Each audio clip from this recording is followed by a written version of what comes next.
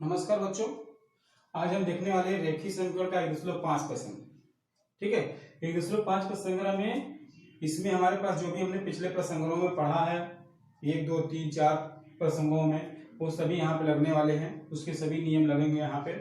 और 1, 2 नंबर में आपको समीकरण बना के दिया गया था, यहाँ पे आपको समीकरण बना के नहीं दिया गया, आपको खुद ही इसका समीकरण बनाना होगा। ठीक है, तो समीकरण बनाने के लिए आपको चरांक को मानना होगा। ए बी एक्स वाई जो भी लेना है ले सकते हो। ये वीडियो नंबर 12 है, इसके पहले आपका 11वां नंबर वीडियो इसके पहले के प्रसंग के हैं, तो उसको आप पिछला जो छूटा होगा उसको देख लेना। और हम आते हैं प्रसंग पे 1.5 में, जिसमें आपके पास 2 शर्तें दी गई होंगी। उन 2 शर्तों को लेकर के आपको समीकरण नंबर 1 और समीकरण नंबर 2 बनाना होगा। ठीक है, 1 और 2 को लेने के बाद जब समीकरण 1 और 2 बन जाएगा तब उसके बाद हम प्रसंग नंबर 1 के जैसे उसको हल करना चाहेंगे। तो आते हैं हम प्रसंग पे। हमारे पास जिसके पास बुक नहीं है वो मैं फोटो दे रहा हूं, आप उसका फोटो खींच लीजिए। ठीक है, और क्योंकि मैं सवाल बोर्ड पे नहीं लिख पाऊंगा तो इसके लिए आप इसको अच्छी तरह से फोटो ले लीजिए और सवाल को लिख लीजिएगा। ठीक है, तो ये रहा फोटो ध्यान से ले लीजिएगा। ठीक, तो अब हम आते हैं पहले नंबर सवाल पे ही कि 2 संख्याओं का अंतर 3 है। बड़ी संख्या 3 गुना छोटी संख्या के 2 गुने के योगफल 19 हो तो वह संख्या ज्ञात करो। तो पहले मान लेते हैं बड़ी संख्या और छोटी संख्या। माना बड़ी संख्या x तथा छोटी संख्या y।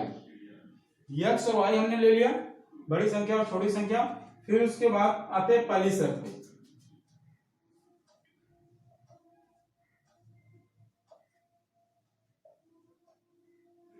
पहली शर्त में आपको बोला गया दोनों संख्याओं का अंतर 3 है। किसके? बड़ी संख्या और छोटी संख्या। अंतर बोला गया इसके लिए माइनस आएगा, अगर योगफल बोला जाता तो वहां पे प्लस आता। ठीक है, तो बड़ी संख्या छोटी संख्याओं का अंतर 3 है, तो x माइनस y बराबर 3। ये हो गया हमारा समीकरण नंबर 1। फिर अब उसके बाद दूसरी शर्त पे जाते हैं।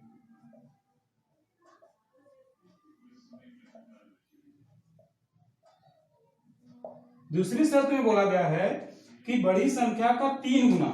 तो बड़ी संख्या का 3 गुना क्या होगा?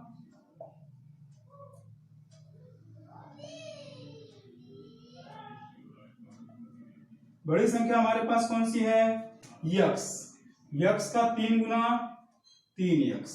तो छोटी संख्या का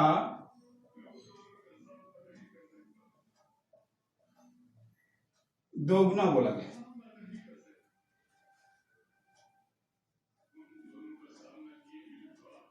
छोटी संख्या का 2 गुना, छोटी संख्या है y, इसका हो जाएगा 2y। अब बोला गया है योगफल 19 है, मतलब इन दोनों का योगफल 19 है, तो बन जाएगा 3x प्लस 2y बराबर 19। हो गया समीकरण नंबर 2। अब इसके बाद क्या करेंगे हम? ध्यान से समीकरण नंबर 1 और 2 को देखोगे तो प्रसंग नंबर 1 के जैसे बन गया ये सवाल। ठीक है, तो किसी एक को हम बराबर करना चाहेंगे, या तो x को बराबर कर देंगे या तो y को बराबर कर देंगे। कैसे बराबर करेंगे आपने पिछले वाले वीडियो में देखा हुआ है। तो हम चाहते हैं कि y को ही बराबर कर दें, तो समीकरण 1 में 2 से गुणा करने पर, अब 1 में अगर 2 से गुणा करना है, ठीक है, तो इसमें 2 से गुणा करूंगा तो क्या हो जाएगा? 2x माइनस 2y बराबर 6। ये हो गया नंबर 2। ठीक है, अरे ये हो गया नंबर 3। अब ये 2 और 3 को अगर ध्यान से देखोगे तो आपके पास यहां पर 2y प्लस में है, 2y माइनस में है। जब 2y प्लस में 2y माइनस में है तो हम इसको जोड़ेंगे या घटाएंगे? क्या करेंगे आप? उसके लिए आप पिछले वीडियो में देख लेना, नहीं तो फिर अभी देखो दोनों अलग अलग हैं तो आपको यहाँ पे जोड़ना होता है। अगर दोनों ही सेम चिन्ह होते तो उसको आपको क्या होगा? घटाना होता। ठीक है, दोनों सेम चिन्ह होंगे तो घटाना, दोनों ही अलग अलग चिन्ह रहे किसका? जो बराबर किया गया उसका। ठीक है, ऐसा नहीं है कि बाकी सभी के। ठीक है, नहीं तो आप सोचो यहाँ प्लस प्लस है इसके लिए इसको हटाएंगे, ऐसा नहीं, जो हमने बराबर किया है उनके चिन्ह अगर समान है तब हमको घटा देना है, यदि अलग अलग चिन्ह है तब हम उसको जोड़ देना है। तो हमको यहाँ पे जोड़ना होगा, लिखेंगे समीकरण 2 तथा 3 को जोड़ने पर, 2 और 3 को जोड़ रहे हैं तो 2 नंबर हो गया 3x प्लस 2y बराबर 19, 2x माइनस 2y बराबर 6। अब इसको जोड़ना है तो जोड़ में चिन्ह बदली नहीं करते हैं, ये दोनों कट जाएगा, ये हो जाएगा प्लस 5x बराबर ये हो जाएगा 25। अब इसको इधर लेके जाएंगे तो हो जाएगा x बराबर 25/5 जो हो गया आपका 5। अब x बराबर 5 समीकरण 1 में रखो या 2 में रखो, तो 1 में रख देते हैं। 1 में रखने पर यदि 1 में हम रखेंगे तो है x माइनस वाई बराबर 3, 5 माइनस वाई बराबर 3 माइनस वाई बराबर 3 माइनस 5, तो माइनस वाई बराबर -2 और y बराबर हो गया 2। ठीक है, अब y बराबर मिल गया। अब बड़ी संख्या और छोटी संख्या देख लेंगे। बड़ी संख्या कौन सी है हमारे पास? x। बड़ी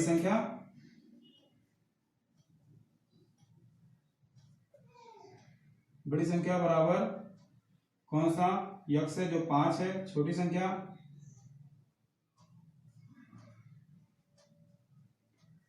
जो y है जो हमारे पास 2 है।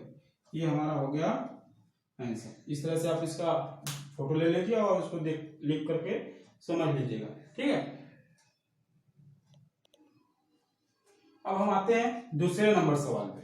ठीक है, दूसरे नंबर सवाल में आपको कृति करने के लिए दिया गया था, जिसमें आपके पास कृति करना था।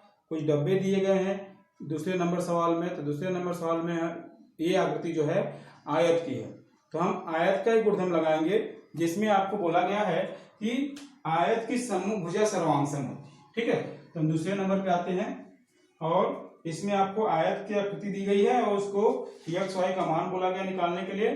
तो एक ही गुणधर्म हम लगाने वाले हैं, आयत की समभुजा सर्वांगसम होती है। आयत की समभुजा सर्वांगसम होती है। ठीक है, आकृति आपको बोला गया है कि आयत की है। ठीक है, आकृति आयत की है।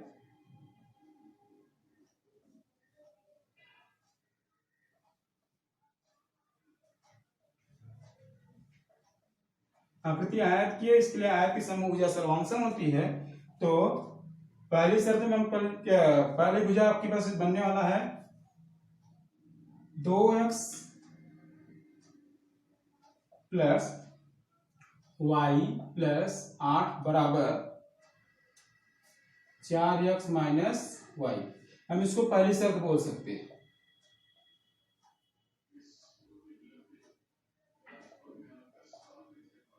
पहली शर्त का अनुसार। ठीक है, अब इसको क्या करेंगे, x और y को इस तरफ लेके आएंगे और नंबर को उस तरफ लेके जाएंगे। नंबर का पक्षांतर कैसे करते हैं हम उसको आगे देख लेंगे। ठीक है, इसके अगले जब ये प्रसंग खत्म होगा उसके आगे वाले वीडियो में हम देखेंगे नंबर को पक्षांतर कैसे करते हैं। फिर हम नंबर को पक्षांतर करते समय चिन्ह को पलटी कर देते हैं। ठीक है, तो 4x इस तरफ आएगा तो माइनस हो जाएगा, 2x माइनस 4x, फिर प्लस y। अब ये y इस तरफ आएगा तो ये भी प्लस y हो जाएगा, बराबर ये 8 उस तरफ जाना चाहिए था। 8 का चिन्ह प्लस है, उस तरफ गया था -8। तो नया मैंने क्या बताया, मैंने x और y को इस तरफ लेके आया, इसके चिन्ह बदली हो गए दोनों के, और ये 8 प्लस था जिसको उस तरफ लेके गए। अब x प्लस में है और ये माइनस में घटेंगे तो आएगा -2x प्लस 2y बराबर -8। अब इसको यहीं पे रहने दो, या तो फिर सब में 2 से भाग दे दो। तो सब में दोनों से भाग देता हूं मैं, तो -x प्लस वाई बराबर -4। समीकरण नंबर 1 यहां आप लिख दूंगा, दोनों पक्षों में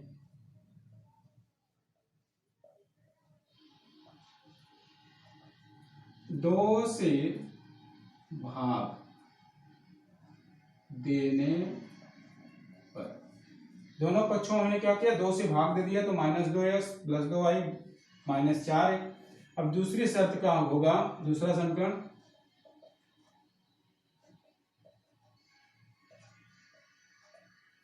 दूसरी भुजा लेंगे तो उसमें आपके पास दिया गया है 2y बराबर x प्लस 4।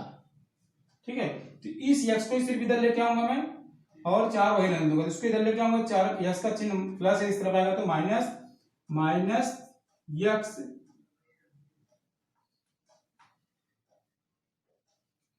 प्लस, इसका प्लस ही रह जाएगा, चिन्ह नहीं बदली होगा, बराबर 4। अब इसको ध्यान से देखेंगे तो ये x है, यहां भी x है, इसको नंबर 2 देते हैं, ये x है, ये भी x है। ठीक है, अब इसको क्या करना है आपको, या क्या करोगे, जोड़ोगे या घटाओगे, क्योंकि दोनों का चिन्ह तो माइनस है। ठीक है, तो आप सोचो, समीकरण 1 में से 2 को घटाने पर, समीकरण 1 में से 2 को हम घटाएंगे क्योंकि चिन्ह दोनों सेम है, -x प्लस वाई बराबर -4, -x प्लस 2y बराबर 4। घटाने के लिए बोला गया तो ये प्लस हो जाएगा, ये माइनस, ये भी माइनस, तो कट जाएंगे और ये हो जाएगा माइनस प्लस माइनस है तो माइनस घट जाएगा, y बराबर -8। ठीक है, तो इसके लिए y बराबर, दोनों तरफ माइनस है तो y बराबर हो जाएगा हमारे पास 8। ठीक, अब उसके बाद हम निकालेंगे दूसरा नंबर। दूसरे नंबर में मतलब हम इसको दूसरा नंबर, मतलब हम x निकालना चाहते हैं इसका। ठीक है, अब x निकालने के लिए क्या करेंगे, हम समीकरण नंबर 1 में या तो 2 में रखेंगे, तो हम 1 में ही रख देते हैं। फिर से y बराबर 8 समीकरण 1 में रखने पर, एक नंबर है हमारा -x प्लस वाई बराबर -4। ठीक है, तो -x प्लस 8 बराबर -4, इसको उस तरफ लेके जाएंगे तो -x बराबर -4 -8, तो -x बराबर -12, माइनस दोनों तरफ इसलिए निकल जाएगा, x बराबर 12। ठीक है, ये हो गया आयत की लंबाई और चौड़ाई। ठीक, अब इसकी लंबाई चौड़ाई को लेते हुए हमको निकालना है क्षेत्रफल और परिमिति। ठीक है, तो आयत का क्षेत्रफल,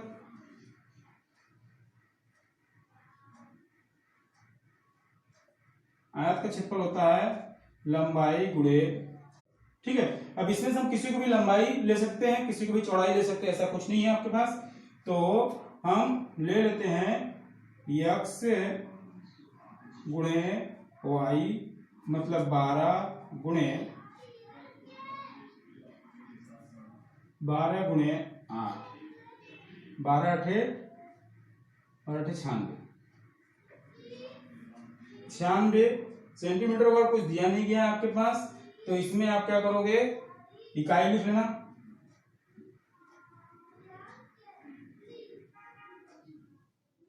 इकाई का वर्ग इकाई। अब आयत की परिमिति,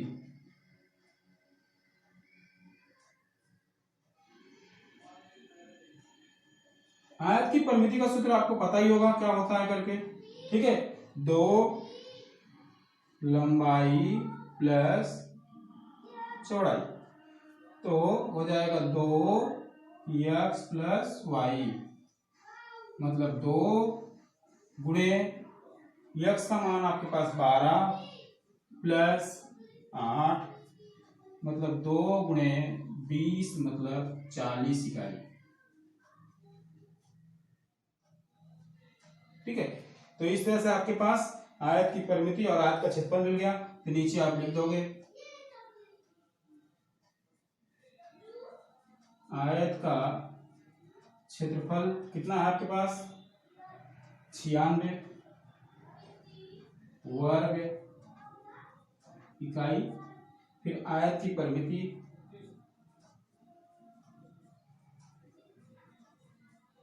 वो भी आपको पता चल गया है। आयत की परिमिति कितना आया है 40 इकाई, ठीक है। ये हो गया आपका दूसरा नंबर सवाल। इस तरह से आपको आगे के सवाल ट्राई करने हैं, फिर उसके बाद जैसा मुझे लगेगा एक आध सवाल और हल कर दूंगा। तो ऐसे छठा नंबर सवाल तो हल करूंगा मैं, बीच में अगर कोई एक सवाल और लगा तो उसके लिए अगले वीडियो में हम देखेंगे। तो आपको वीडियो अच्छा लगा तो उसके लिए आप लाइक कर दीजिएगा, और बाकी बच्चे जो बचे हुए हैं उनको भी शेयर कर दीजिएगा जो नहीं पढ़ पा रहे हैं लॉकडाउन की वजह से, ठीक है। धन्यवाद। चलिए।